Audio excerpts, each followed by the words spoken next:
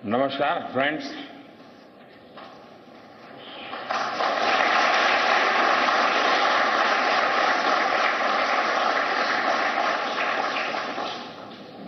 आप सभी के बीच आकर आज एक अलग ही खुशी महसूस कर रहा हूं। शायद ऐसी खुशी बहुत रेयर ओकेजन होते हैं जब तन मन खुशियों से भर गया हो। और व्यक्ति के जीवन में कई बार ऐसी घटनाएं घटती हैं कि वो बेसब्री हावी हो जाती है। इस बार मेरे साथ भी ऐसा ही हुआ है। इतनी बेसब्री,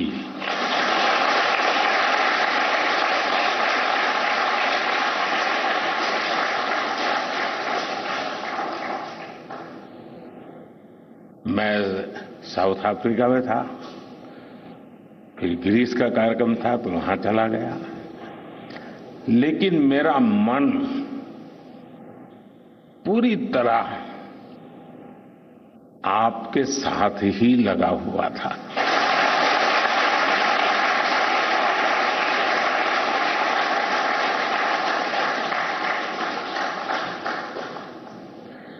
लेकिन कभी कभी लगता है कि मैं आप लोगों के साथ अन्याय कर देता हूं। बेसब्री मेरी और मुसीबत आपकी।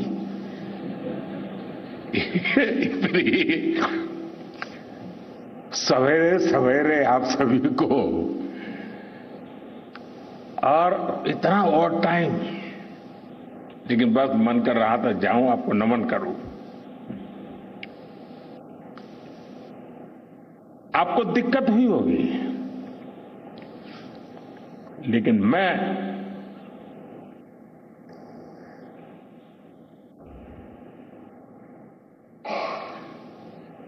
भारत में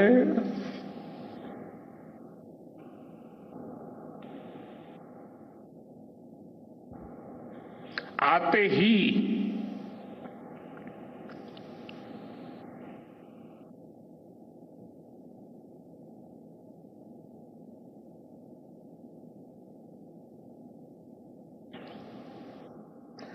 जल्द से जल्द आपके दर्शन करना चाहता था।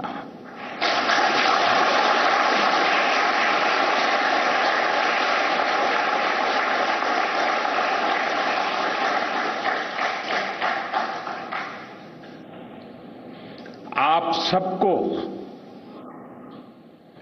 सैल्यूट करना चाहता था।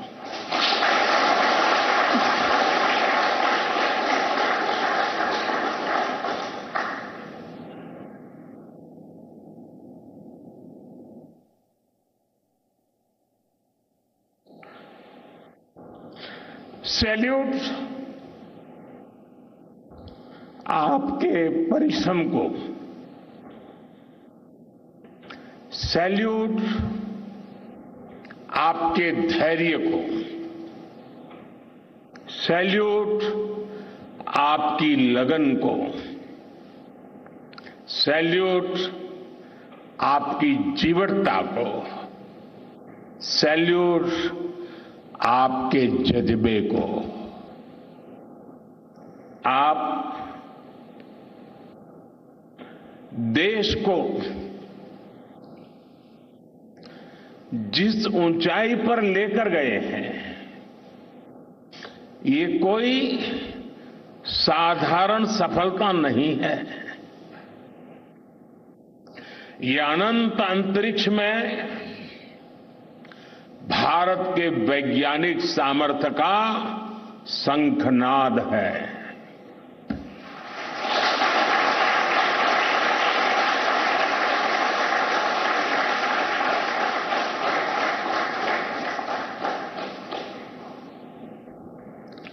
India India is on the moon.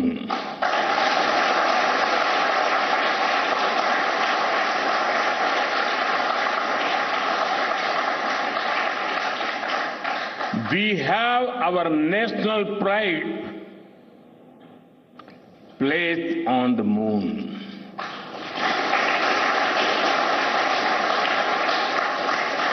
हम वहां पहुंचे जहां कोई नहीं पहुंचा था. हमने वो किया जो पहले कभी किसी ने नहीं किया था. ये आज का भारत है, निर्भीक भारत, जुझारू भारत.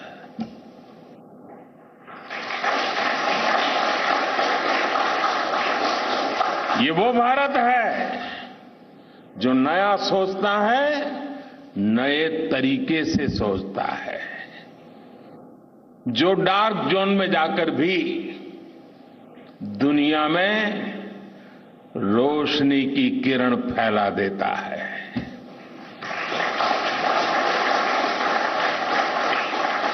21वीं सदी में यही भारत दुनिया की बड़ी बड़ी समस्याओं का समाधान करेगा. मेरी आंखों के सामने 23 अगस्त का वो दिन, वो एक एक सेकंड बार बार घूम रहा है. जब टचडाउन कंफर्म हुआ तो जिस तरह यहां इसरो सेंटर में पूरे देश में लोग उछल पड़े, वो दृश्य कौन भूल सकता है. कुछ स्मृतियां अमर हो जाती है. वो पल अमर हो गया. वो पल इस सदी के सबसे प्रेरणादायी क्षणों में से एक है. हर भारतीय को लग रहा था कि विजय उसकी अपनी है. खुद महसूस करता था. हर भारतीय को लग रहा था कि जैसे वो खुद एक बड़े एग्जाम में पास हो गया है. आज भी बधाइयां दी जा रही हैं, संदेश दिए जा रहे हैं, और ये सब मुमकिन बनाया है आप सबने, आपने.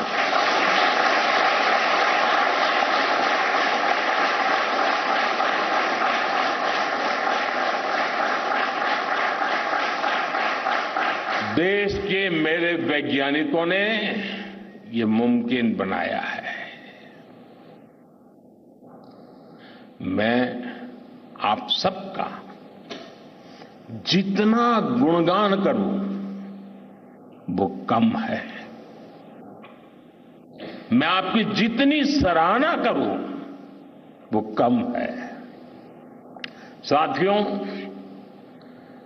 मैंने वो फोटो देखी जिसमें हमारे मून लैंडर ने अंगद की तरह चंद्रमा पर मजबूती से अपना पैर जमाया हुआ है.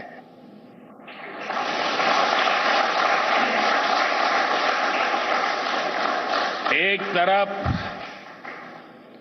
विक्रम का विश्वास है तो दूसरी तरफ प्रज्ञान का पराक्रम है.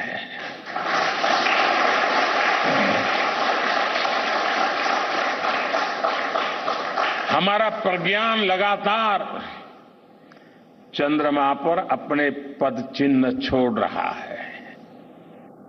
अलग अलग कैमरों से ली गई जो तस्वीरें अभी रिलीज हुई और मुझे देखने का सौभाग्य मिला, वो अद्भुत है. मानव सभ्यता में पहली बार धरती के लाखों साल के इतिहास में पहली बार उस स्थान की तस्वीर मानव अपनी आंखों से देख रहा है और ये तस्वीर दुनिया को दिखाने का काम भारत ने किया है।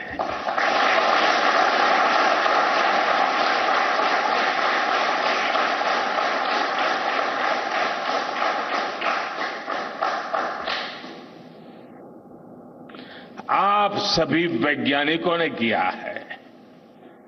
आज पूरी दुनिया भारत की साइंटिफिक स्पिरिट का, हमारी टेक्नोलॉजी का और हमारे साइंटिफिक टेम्परामेंट का लोहा मान चुकी है।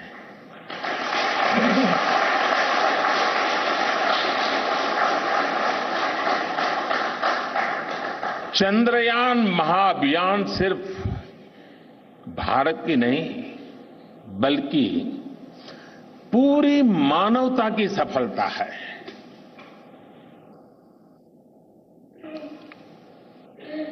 हमारा मिशन जिस क्षेत्र को एक्सप्लोर करेगा उससे सभी देशों के लिए मून मिशंस के नए रास्ते खुलेंगे। ये चांद के रहस्य को तो खोलेगा ही, साथ ही धरती की चुनौतियों के समाधान में भी मदद करेगा। आपकी इस सफलता के लिए मैं एक बार फिर सभी वैज्ञानिकों को, टेक्नीशियंस, इंजीनियर्स और चंद्रयान महाअभियान से जुड़े सभी सदस्यों को बधाई देता हूं।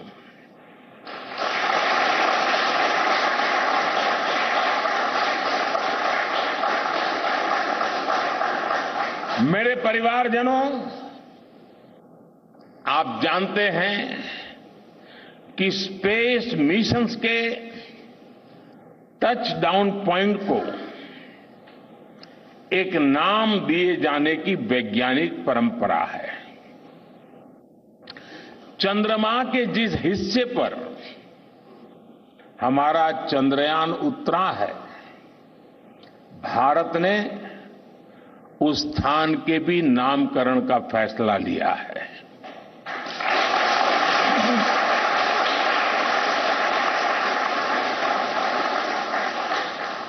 जिस स्थान पर चंद्रयान 3 का मून लैंडर उतरा है, अब उस पॉइंट को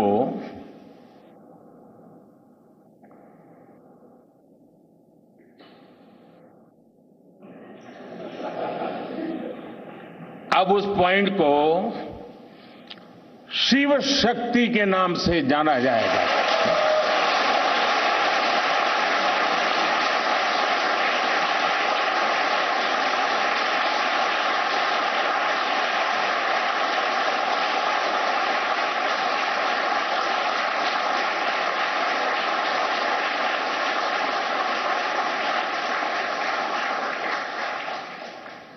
शिव में मानवता के कल्याण का संकल्प समाहित है और शक्ति से हमें उन संकल्पों को पूरा करने का सामर्थ्य मिलता है। चंद्रमा का शिव शक्ति पॉइंट हिमालय से कन्याकुमारी से जुड़े होने का बोध कराता है।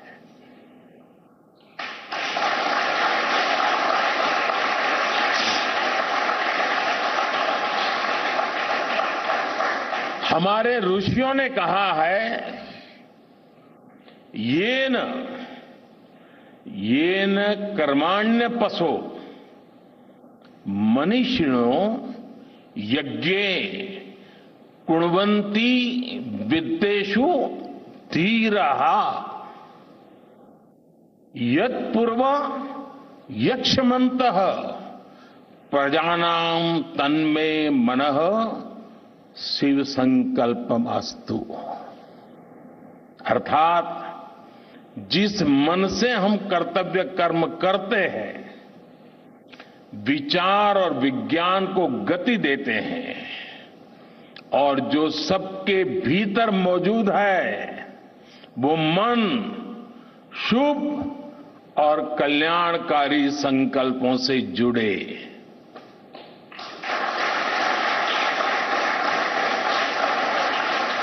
मन के इन शुभ संकल्पों को पूरा करने के लिए शक्ति का आशीर्वाद अनिवार्य है, और ये शक्ति हमारी नारी शक्ति है।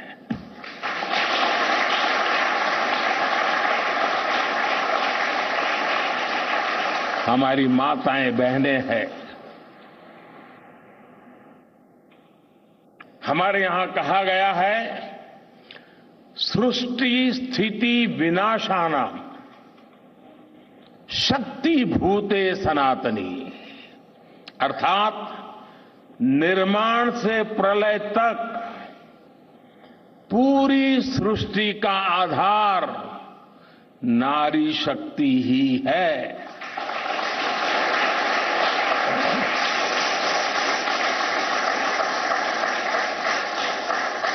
आप सबने देखा है, चंद्रयान 3 में देश ने, हमारी महिला वैज्ञानिकों ने, देश की नारी शक्ति ने कितनी बड़ी भूमिका निभाई है। चंद्रमा का शिव शक्ति पॉइंट सदियों तक भारत के इस वैज्ञानिक और दार्शनिक चिंतन का साक्षी बनेगा।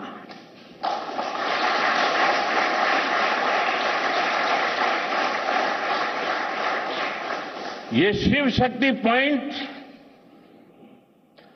आने वाली पीढ़ियों को प्रेरणा देगा कि हमें विज्ञान का उपयोग मानवता के कल्याण के लिए ही करना है। मानवता का कल्याण, यही हमारा सुप्रीम कमिटमेंट है। साथियों, एक और नामकरण काफी समय से लंबित है।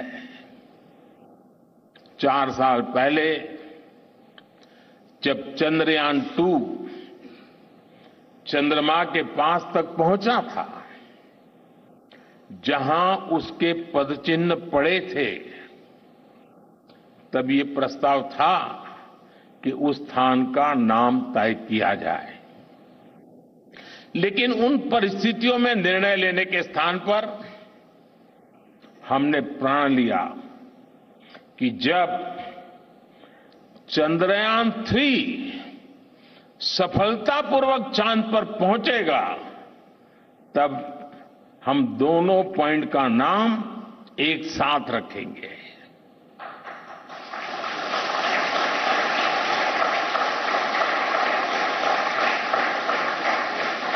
और आज मुझे लगता है कि जब हर घर तिरंगा है, जब हर मन तिरंगा है और चांद पर भी तिरंगा है, तो तिरंगा के सिवाय चंद्रयान 2 से जुड़े उस स्थान को और क्या नाम दिया जा सकता है।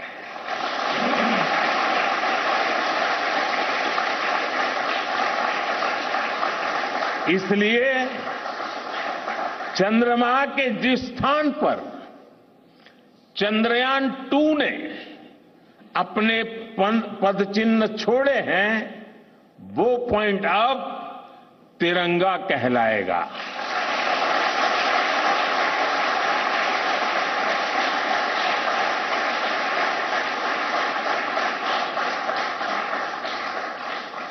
ये तिरंगा पॉइंट भारत के हर प्रयास की प्रेरणा बनेगा। ये तिरंगा पॉइंट हमें सीख देगा कि कोई भी विफलता आखिरी नहीं होती। अगर दृढ़ इच्छा शक्ति हो तो सफलता मिलकर के ही रहती है। यानी मैं फिर दोहरा रहा हूं, चंद्रयान-2 के पद चिन्ह जहां है वो स्थान आज से तिरंगा पॉइंट कहलाएगा। और जहां पर चंद्रयान-3 का मून लैंडर पहुंचा है वो स्थान आज से शिव शक्ति पॉइंट कहलाएगा।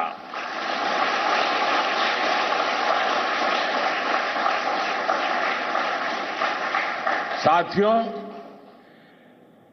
आज भारत दुनिया का चौथा ऐसा देश बन चुका है जिसने चंद्रमा की सतह को छुआ है। ये सफलता तब और अधिक बड़ी हो जाती है जब हम ये देखते हैं कि भारत ने अपनी यात्रा कहां से शुरू की थी। एक समय था जब भारत के पास जरूरी तकनीक नहीं थी, सहयोग भी नहीं था। हमारी गिनती थर्ड वर्ल्ड यानी थर्ड रॉ में खड़े देशों में होती थी।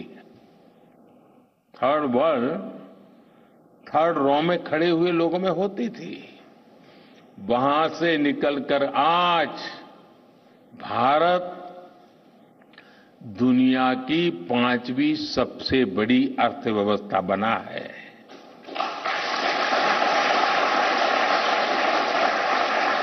आज ट्रेड से लेकर टेक्नोलॉजी तक भारत की गिनती पहली पंक्ति यानी फर्स्ट रॉ में खड़े देशों में हो रही है। यानी थर्ड रॉ से फर्स्ट रॉ तक इस यात्रा में इसरो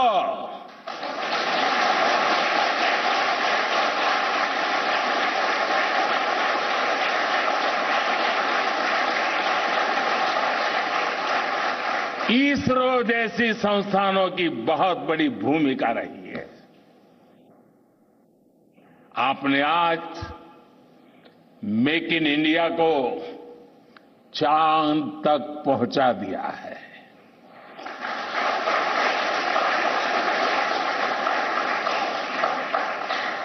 मेरे परिवारजनों, मैं आज आपके बीच आकर विशेष तौर पर देशवासियों को आपकी मेहनत के बारे में बताना चाहता हूं। जो मैं बातें बता रहा हूं वो आपके लिए नई नहीं है, लेकिन आपने जो किया है, जो साधना की है, वो देशवासियों को भी पता होना चाहिए। भारत के दक्षिण हिस्से से चंद्रमा के दक्षिणी ध्रुव तक चंद्रयान की ये यात्रा आसान नहीं थी। मून लैंडर की सॉफ्ट लैंडिंग सुनिश्चित करने के लिए हमारे वैज्ञानिकों ने इसरो की रिसर्च फैसिलिटी में आर्टिफिशियल मून तक बना डाला। इस आर्टिफिशियल मून पर विक्रम लैंडर को अलग अलग तरीके से सरफेस पर उतारकर उसका टेस्ट किया गया था। अब इतने सारे एग्जाम देकर हमारा मून लैंडर वहां गया है तो उसे सक्सेस मिलनी ही मिलनी थी।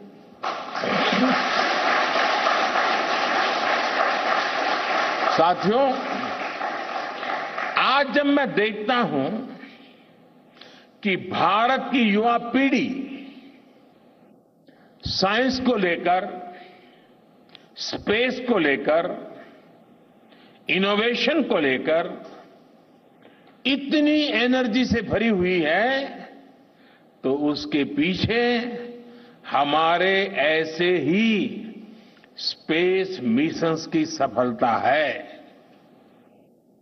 मंगलयान की सफलता ने, चंद्रयान की सफलता ने, गगनयान की तैयारी ने देश की युवा पीढ़ी को एक नया मिजाज दे दिया है।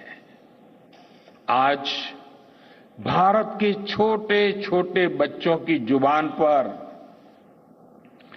चंद्रयान का नाम है। आज भारत का हर बच्चा आप वैज्ञानिकों में अपना भविष्य देख रहा है।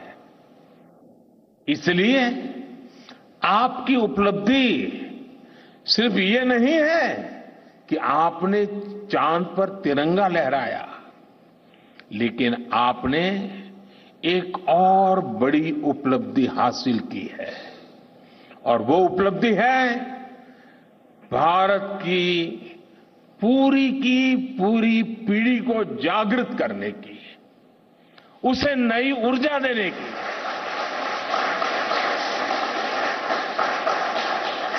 आपने एक पूरी पीढ़ी पर अपनी इस सफलता की गहरी छाप छोड़ी है। आज से कोई भी बच्चा रात में जब चंद्रमा को देखेगा तो उसको विश्वास होगा कि जिस हौसले से मेरा देश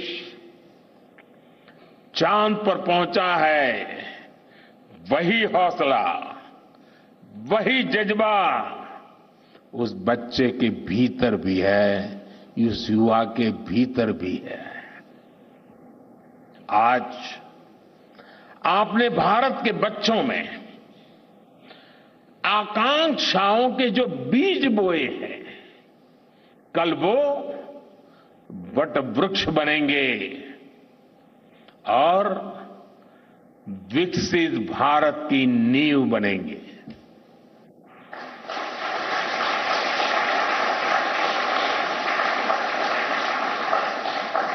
हमारी युवा पीढ़ी को निरंतर प्रेरणा मिलती रहे, इसके लिए एक और निर्णय लिया गया है। 23 अगस्त को जब भारत ने चंद्रमा पर तिरंगा फहराया, उस दिन को अब हिंदुस्तान नेशनल स्पेस डे के रूप में मनाया जाएगा।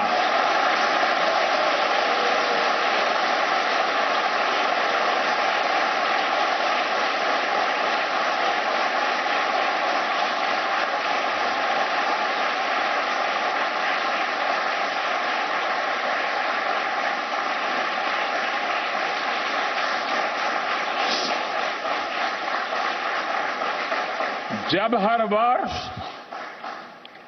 National space day science, technology और इनोवेशन की स्पिरिट को सेलिब्रेट करेगा, हमें हमेशा हमेशा के लिए प्रेरित करता रहेगा।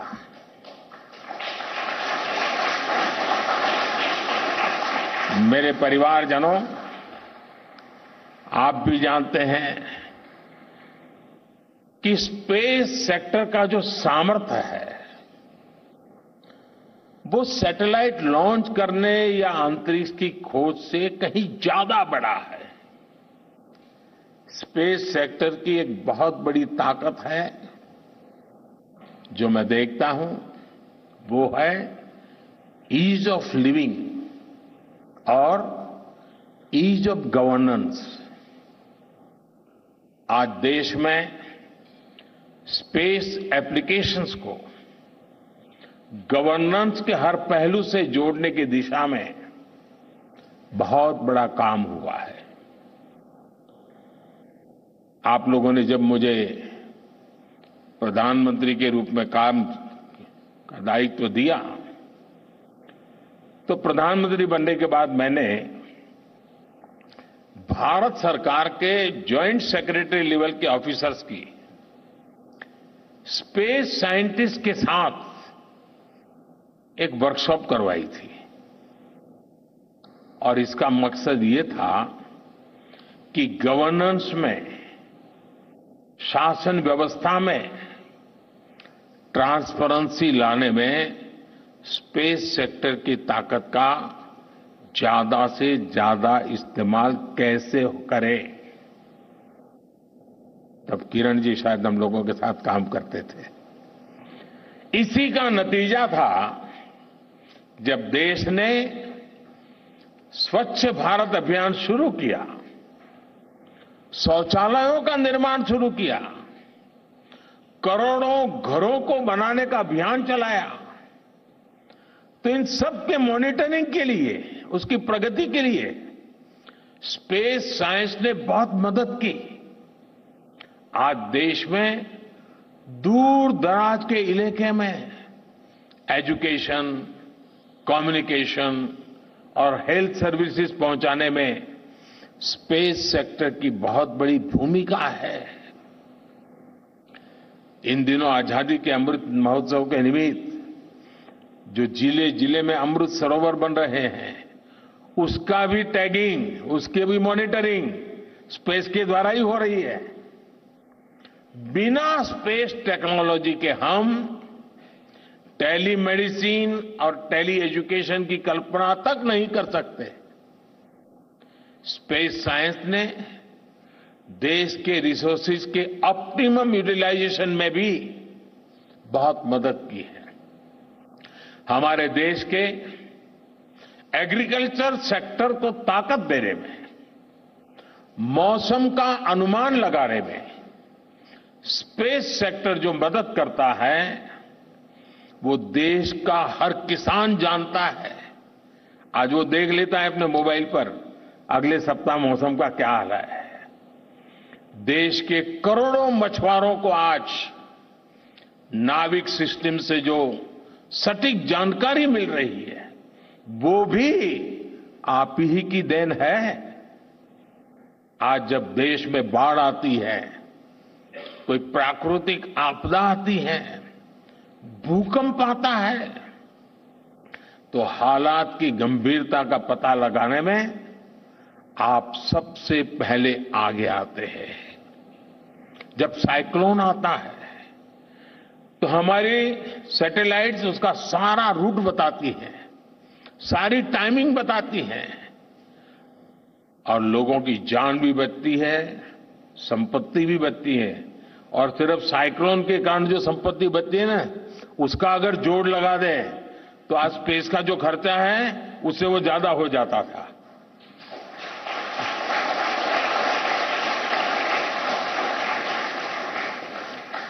हमारे PM Gatishakti national master plan का आधार भी स्पेस टेक्नोलॉजी ही है और आज दुनिया भारत के इस गतिशक्ति प्लेटफॉर्म का अध्ययन कर रही है कि प्लानिंग और मैनेजमेंट में ये प्लेटफॉर्म कितना उपयोगी हो सकता है। इससे प्रोजेक्ट्स की प्लानिंग, एजुकेशन और मॉनिटरिंग में काफी मदद मिल रही है। समय के साथ बढ़ता हुआ स्पेस एप्लीकेशन का ये दायरा हमारे युवाओं के लिए अपॉर्चुनिटीज भी बढ़ा रहा है, अवसर बढ़ा रहा है।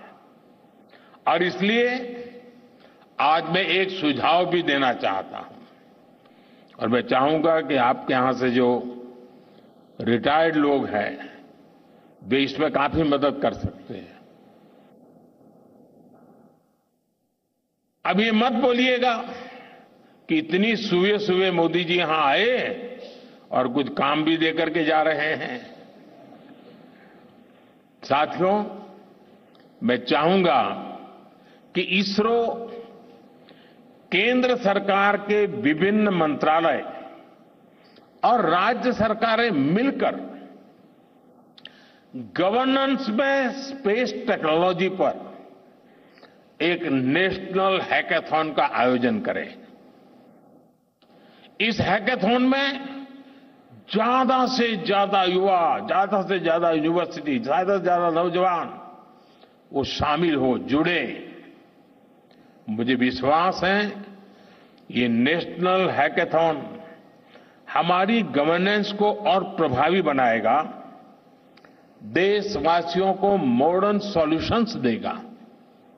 और साथियों, आपके अलावा मैं अपनी युवा पीढ़ी को एक और टास्क अलग से देना चाहता हूं। और होमवर्क के दिए बिना बच्चों को काम करने का मजा नहीं आता है। आप सब जानते हैं कि भारत वो देश है जिसने हजारों वर्ष पूर्व ही धरती के बाहर अनंत अंतरिक्ष में देखना शुरू कर दिया था।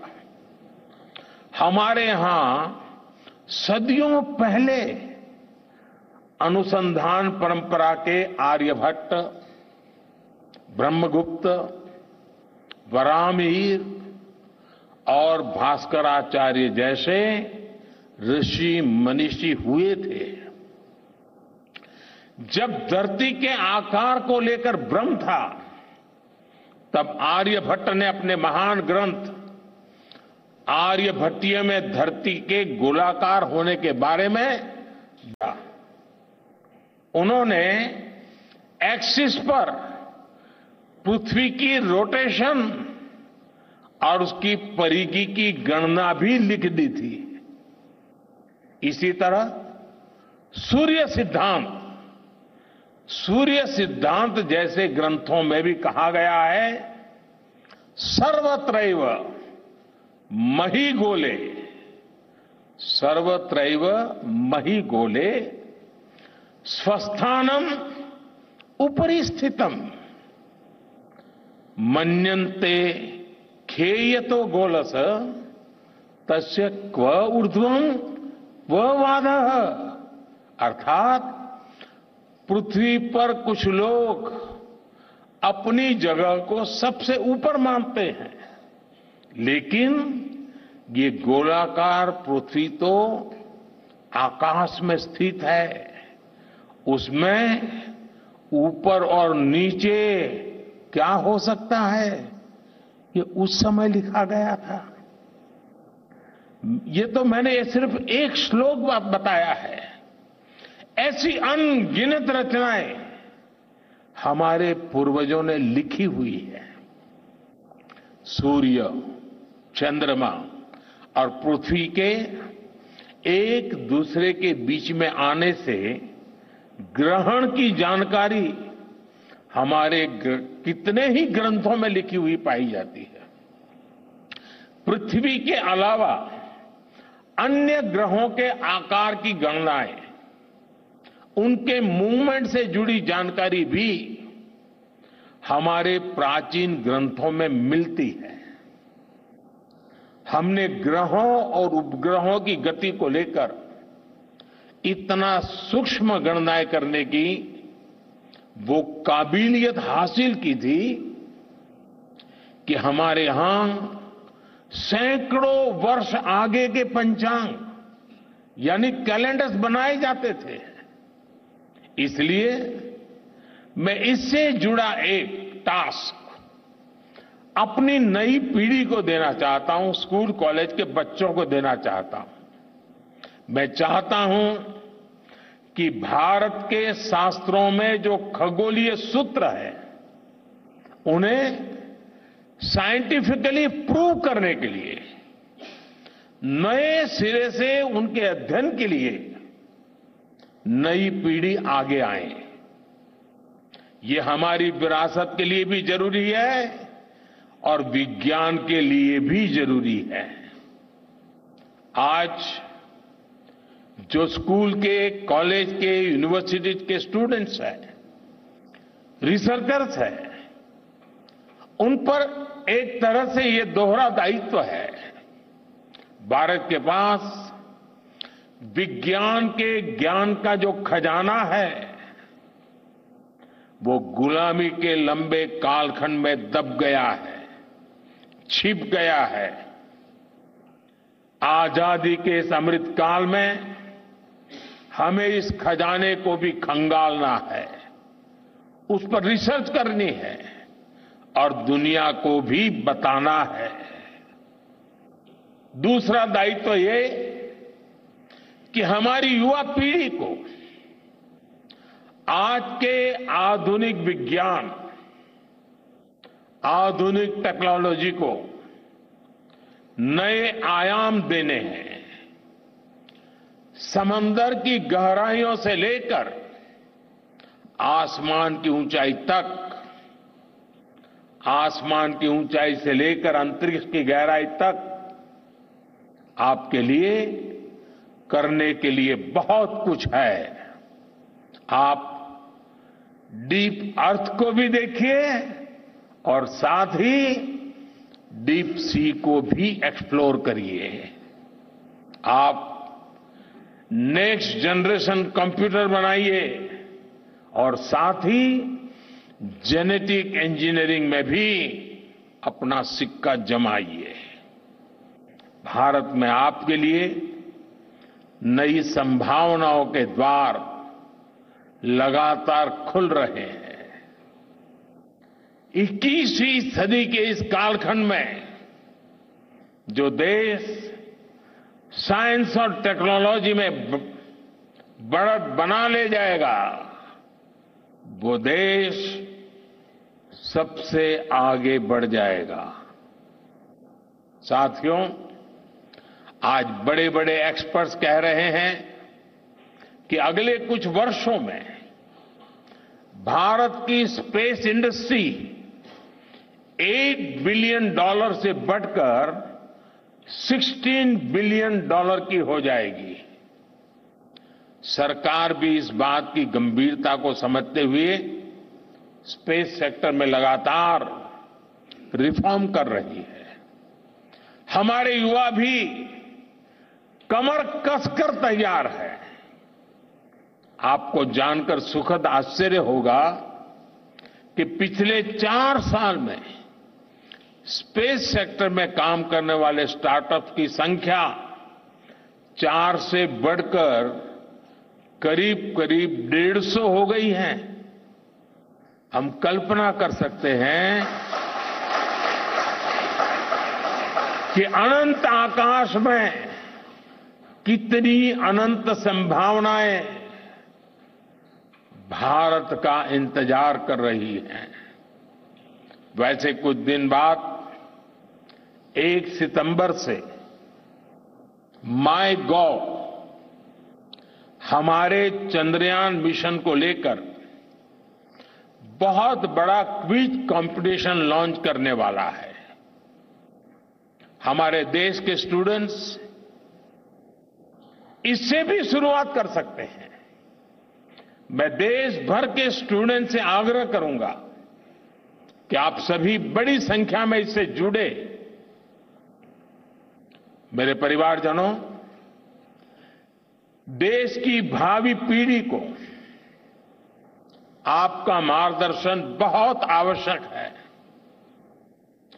आप जो इतने सारे इंपॉर्टेंट मिशंस पर काम कर रहे हैं, वो आने वाली पीढ़ी ही आगे ले जाने वाली है।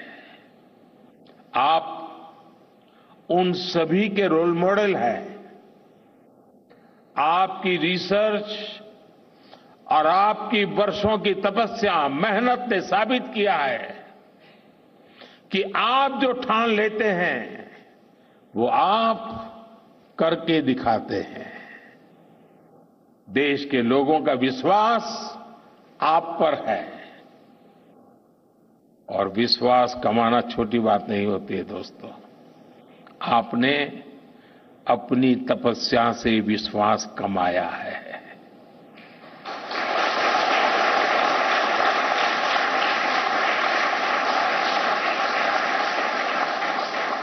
देश के लोगों का आशीर्वाद आप पर है। इसी आशीर्वाद की ताकत से, देश के प्रति इसी समर्पण भाव से भारत साइंस एंड टेक्नोलॉजी में ग्लोबल लीडर बनेगा। और मैं आपके बीच बड़े विश्वास के साथ बताता हूं, इनोवेशन की हमारी यही स्पिरिट ही 2047 में विकसित भारत के सपने को साकार करेगी। इसी विश्वास के साथ मैं फिर एक बार आप सबके दर्शन करके पावन हुआ हूं। देशवासी गौरव से भरे हुए हैं। सपने बहुत तेजी से संकल्प बन रहे हैं और आपका परिश्रम उन संकल्प को सिद्धि के तक ले जाने के लिए बहुत बड़ी प्रेरणा बन रहा है। आपको जितनी बधाई दूं कम है, जितना अभिनंदन करूं कम है। मेरी तरफ से करोड़ों करोड़ों देशवासियों की तरफ से, दुनिया भर की साइंटिफिक कम्युनिटी की तरफ से अनेक अनेक धन्यवाद, बहुत बहुत शुभकामनाएं। भारत माता की, भारत माता की, भारत माता की। धन्यवाद।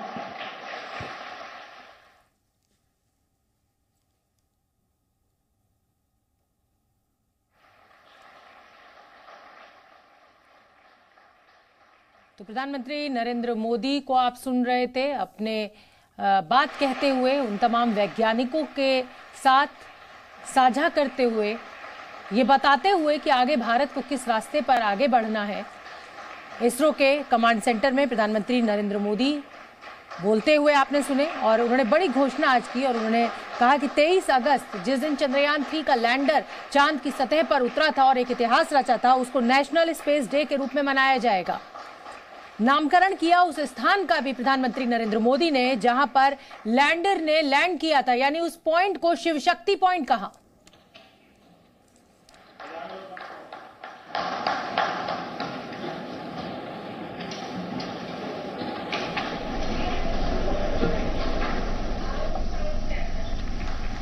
तो अपने उद्बोधन तो प्रधानमंत्री नरेंद्र मोदी की उस समय की तस्वीर है जब वो इसरो कमांड सेंटर में पहुंचे थे। एस सोमनाथ उनको वो तस्वीर भेंट करते हुए जिसमें लैंडर बना हुआ है, रोवर बना हुआ है, रैंप से उतरता हुआ वो रोवर दिखाई दे रहा है।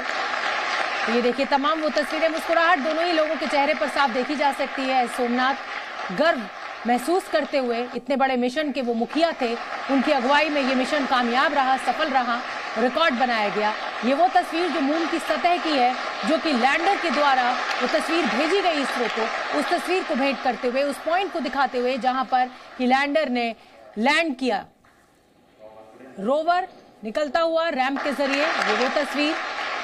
तो प्रधानमंत्री नरेंद्र मोदी ने आज उस स्थान को, उस पॉइंट को जहां पर लैंडर विक्रम ने लैंड किया, उसको शिव शक्ति का नाम दिया। जहां पर चंद्रयान 2 लैंड करने की असफल कोशिश कर चुका है, उस पॉइंट को तिरंगा पॉइंट का नाम दिया और 23 अगस्त को नेशनल स्पेस डे के रूप में मनाने की घोषणा आज प्रधानमंत्री नरेंद्र मोदी के द्वारा की गई। ये दो तस्वीरें आप देखिए। पहली तस्वीर उस समय की जब प्रधानमंत्री नरेंद्र मोदी 2019 में, जिस समय चंद्रयान 2 मिशन को लॉन्च किया जाना था, उस समय पहुंचे थे। के सिवान उस समय इसरो चीफ थे, उन्होंने स्वागत किया था, लेकिन यह मिशन जो था वो असफल रहा था। और आज प्रधानमंत्री नरेंद्र मोदी पहुंचे इस मिशन के सफल होने के बाद, इतिहास रचने के बाद, उस साउथ पोल के पॉइंट पर विक्रम लैंडर की लैंडिंग के बाद, जहां आज तक कोई देश नहीं पहुंचा है। ये आज की तस्वीरें, अब से कुछ देर पहले की तस्वीरें। एस सोमनाथ उनको वो तस्वीर भेंट करते हुए जिस सतह पर लैंडर ने लैंड किया। Z News.